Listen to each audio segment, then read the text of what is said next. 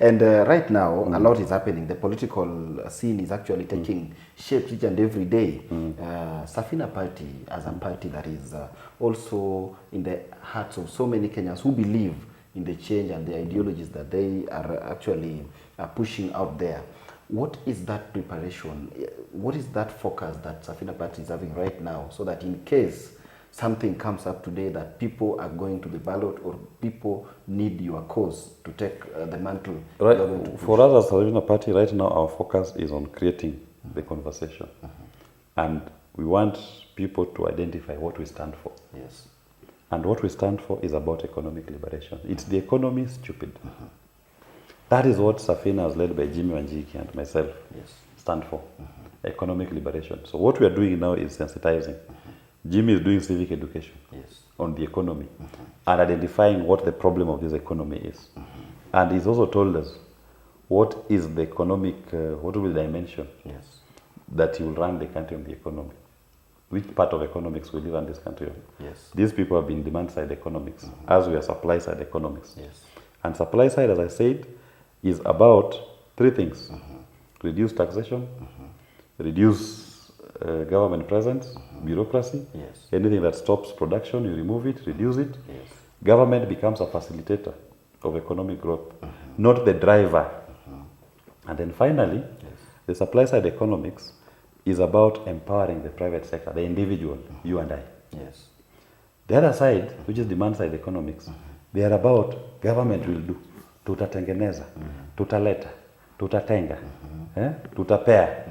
That's why they can come and tell you, I'll give you 1 billion boda boda, 10 billion shillings to watu wa boda boda.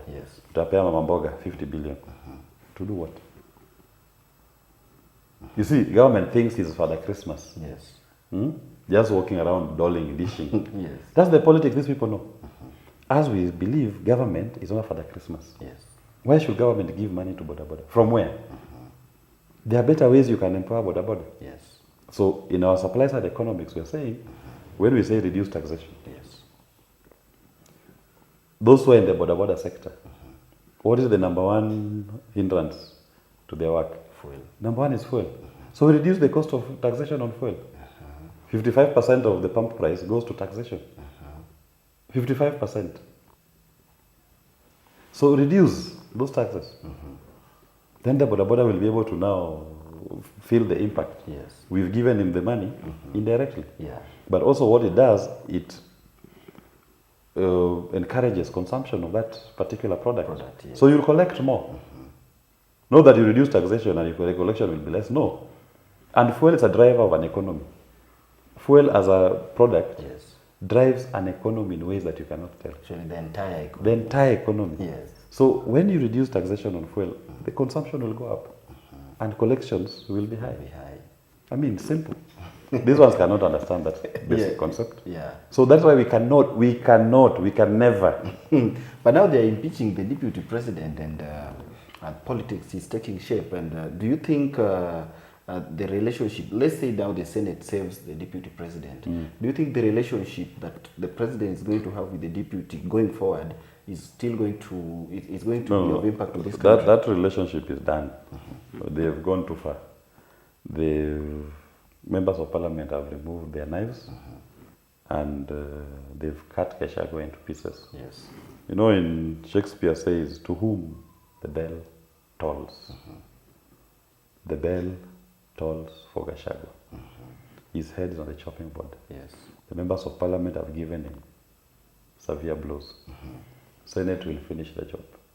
They might not save him? It will be a tall order. Because this is a Kenya Kwanza war. And they have recruited ODM to help them change this man. And you can see the ODM as a very gleefully come with the axe to a knife fight. They are gleefully doing that. But that is how it works. When your policy, the ideology that brings you together is greed, what do you expect? If you put a pack of hyenas in a room and then you throw a small rabbit, the hyenas will start eating each other as they are crumbling over that rabbit.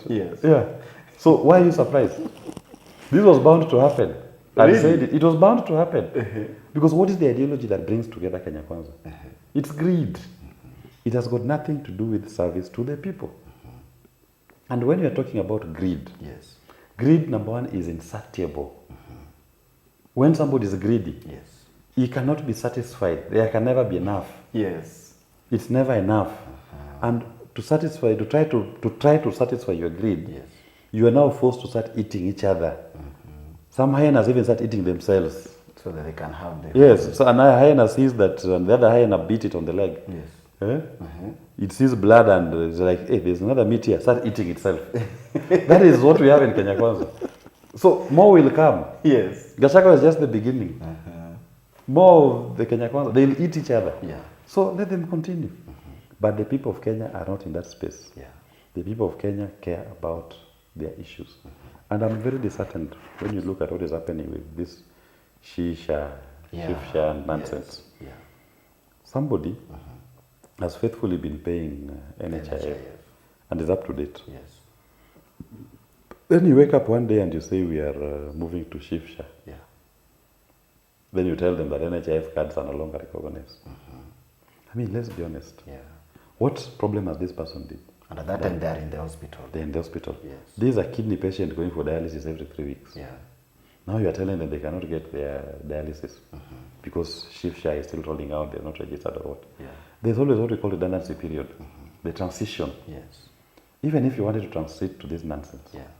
you must be able to have a transitional mechanism that the patient, the users of the facility, Yes. don't suffer. Okay? Yeah. Because those who are going dialysis and those who have lifestyle diseases that are very at advanced stages or need palliative care, you don't want to expose them to lack of care True. because of your administrative failures. Yes. Because some of them are going to die. In fact, some have died. True. And anybody who has died, I always say, if this transition from NHIF to Shifsha is going to cause a death, even of one Kenyan, Yeah. was it worth it? If you don't have a redundancy period to make sure the transition is done seamlessly, was it worth it? Even before we go to the details of whether Shifsha is a good thing, just the transition alone, Yeah. that transition is going to lead to loss of even a single life. Yeah. I'm not even going to take of the hundreds that have died. Yeah. Just a single life. You ask yourself, is it worth it? Which is this system that to transit into is causing death? Is that system worth investing in? In my view, it's not. But the answer is no. Because you've killed this person, and the person you've killed can never be recovered. That lost life, that family will never get to see their loved one again. Yeah. Because of your incompetence. But then even go to the details of the Shifsha, where they're going to, and where they're coming from. Whether it's effective or not. When you tell a family that for 1 year, Yes. you are giving them a dental cover of 2,000. That is their qualification, what they qualify for, dental for the whole year. Yes. Is that 2,000 shillings for buying toothpaste and toothbrush? Is it for Colgate and toothbrush?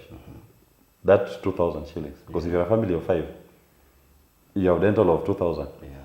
See, each of you, if you're buying everybody a toothpaste, that will cost you around 2,000. Yeah.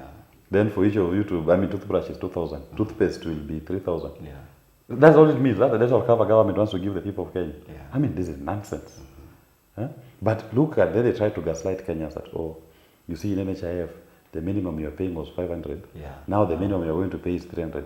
But have you told these Kenyans how many will qualify for the 300? For the 300. And how do you arrive at the figure 300? What was fundamentally wrong with NHIF To start with. that you now felt the need to move to Shifsha? And in Shifsha, there's a category of Kenyans who you are going to tax 2.75% of their income.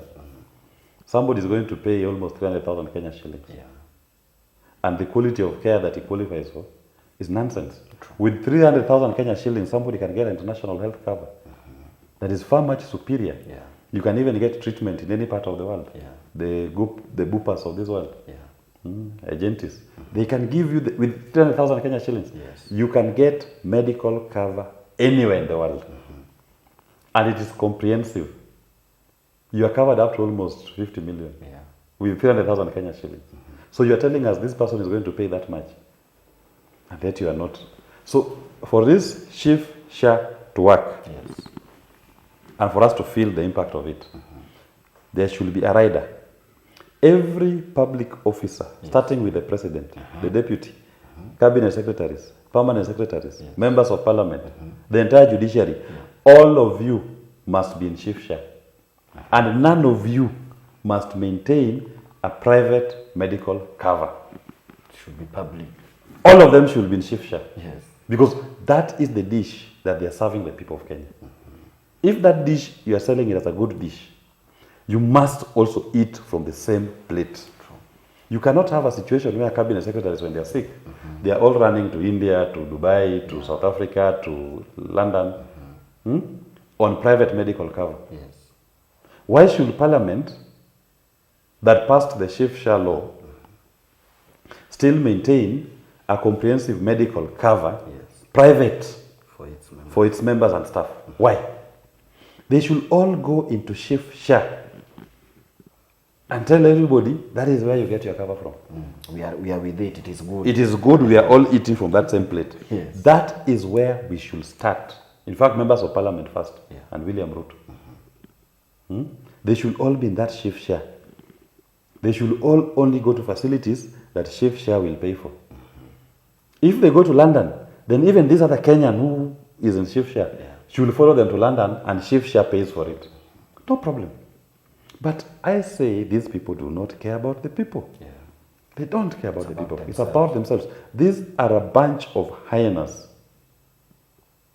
who believe they deserve better, and they serve the people of Kenya shit.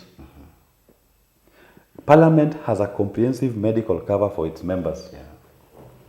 It's over 10 million per year. What the member qualifies.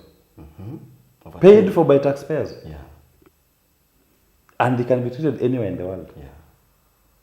You tell me which member of parliament, apart from Salas here, have you seen going to hospital, public hospitals here? Tell me. Even Salas doesn't go to public. He goes to Aga Khan, he goes to Nairobi Hospital.